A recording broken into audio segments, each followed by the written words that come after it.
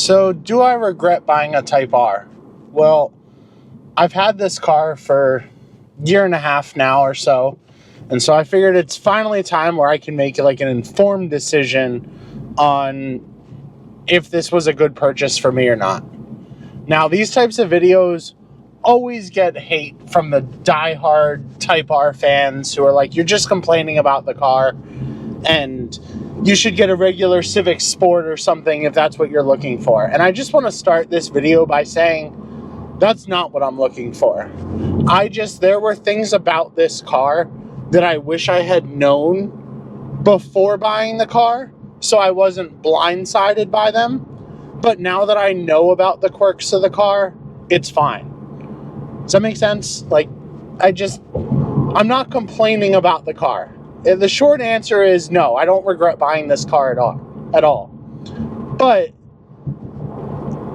the gas mileage of this car. Now, I'm fortunate enough I work from home, so I don't have a commute to work.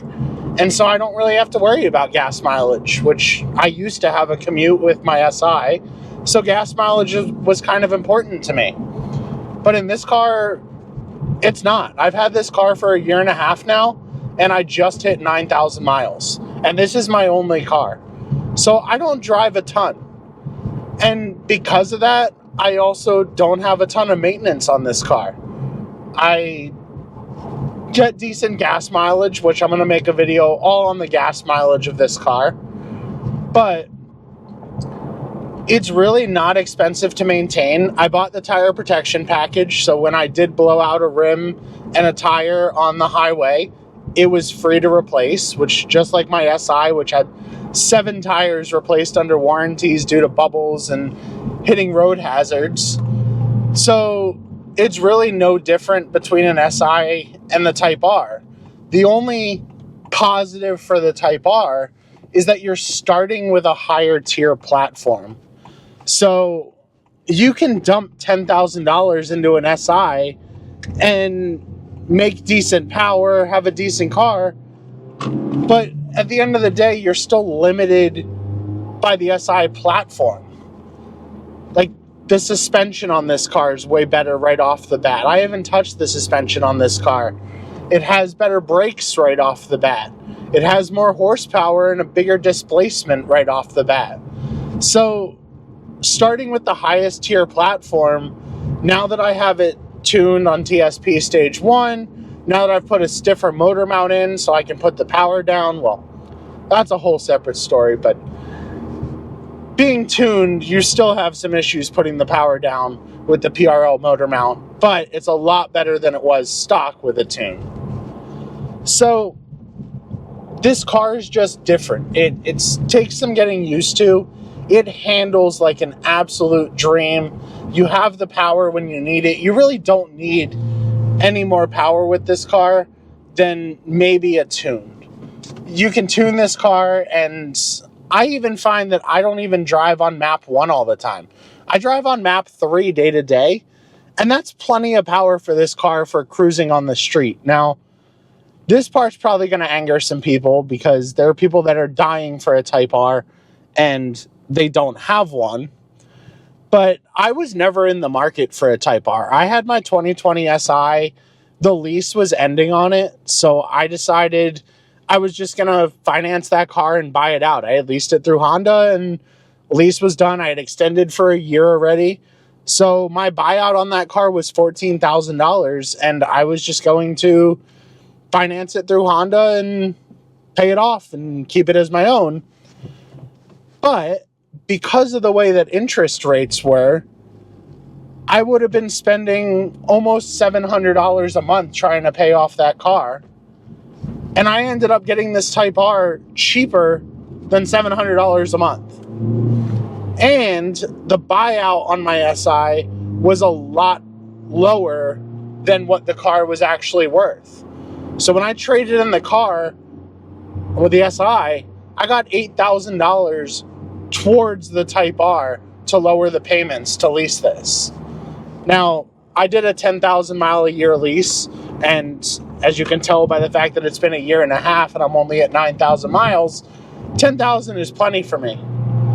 But I'm hoping that because the next generation of Type R may be a hybrid or even fully electric, which I really hope it's not, that this car is going to retain its value.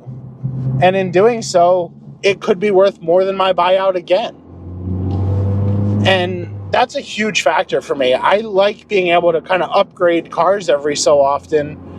And I've had cars where I've brought them into the shop and they forgot to put the drain plug back in at the dealership.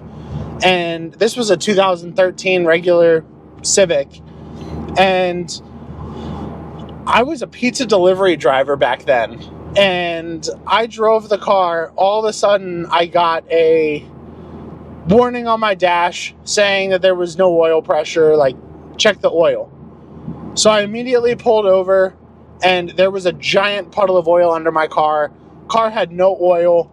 Dealership, when I called them, said, oh, can you drive the car back into us? And I'm like, I'm not driving this car a 45-minute drive with no oil in it. So they did eventually send a tow truck, but I don't want to be stuck with that engine that was running without oil in it in the long run. So by leasing, I was able to lease that car, finished out the lease on it, and then handed it back to Honda, and they begged me to take that car. My buyout was supposed to be like $12,000 or something like that, and they were like, we'll give it to you for like $6,500.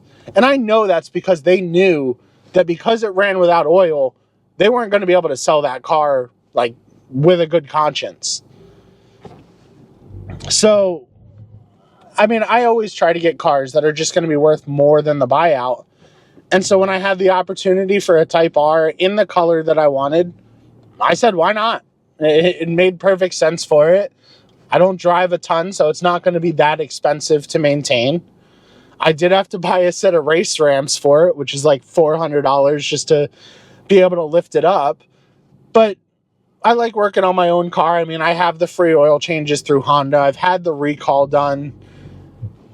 I honestly preferred this car before the recall. I feel like after the recall, it made the steering too light.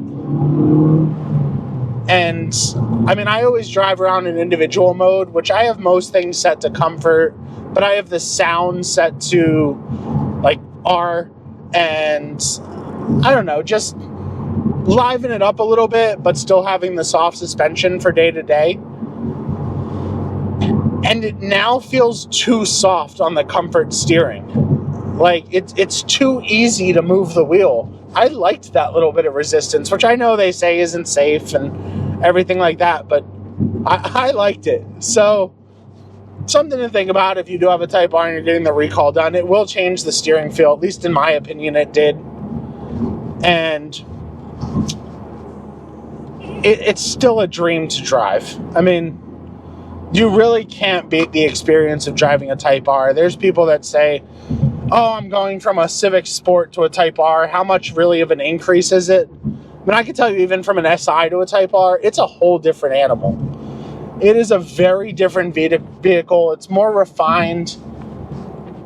It's a dream. And so, no, I don't regret buying this car at all, or in my case, leasing this car at all.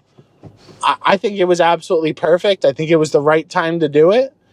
And it's one of those cars where when I was a kid, I dreamed of having a Type R and didn't think it would happen this soon, but things just worked out and I took a chance on it, and I'm so glad I did.